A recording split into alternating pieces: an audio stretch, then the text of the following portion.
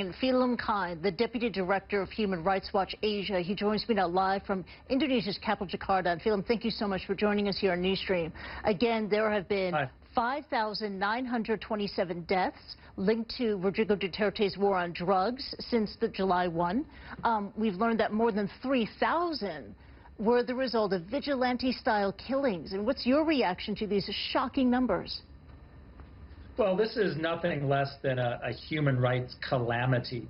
And President Duterte is delivering with a vengeance on his electoral platform promises that he would use mass extrajudicial killings as a quote-unquote crime solution.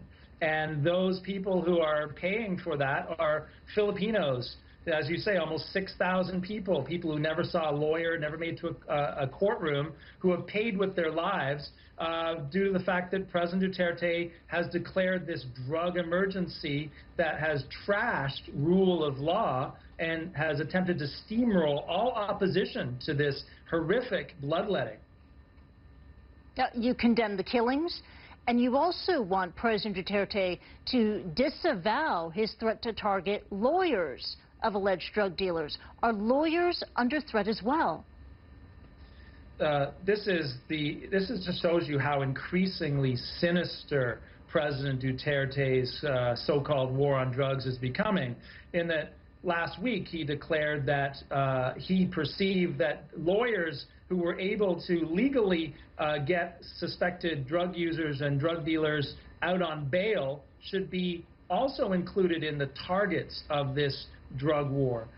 He has recently also said that human rights advocates who speak out in defense of rule of law and in defense of constitutional guarantees to rights to suspects' rights should also be targets. And the fact is the lesson of the last 5.5 months since President Duterte took office is that those groups and individuals that he declares as targets usually end up dead in large numbers.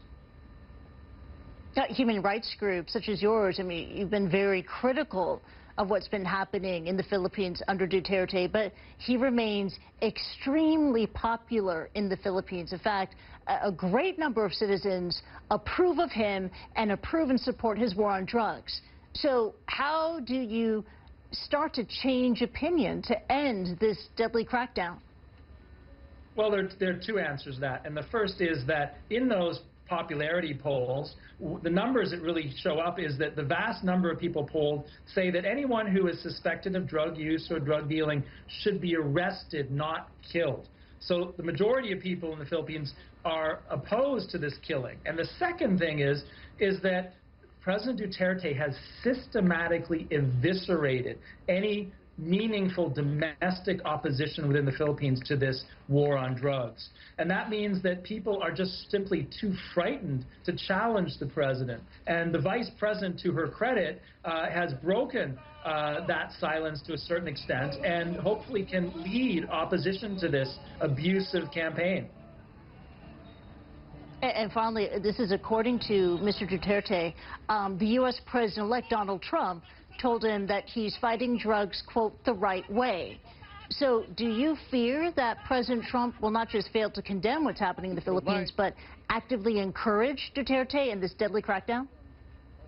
I can't speak for what President-elect Trump may or may not have said to President Duterte, but what I would say is that it's really the obligation of all close bilateral allies of the Philippines, whether it's the United States or the EU, to make it very clear that this abusive campaign, this anti-drug campaign, which has killed almost 6,000 Filipinos in 5.5 months, is unconscionable, unacceptable, and is going to result in changes in how these countries deal with the Philippines unless there is a 180-degree change in policy.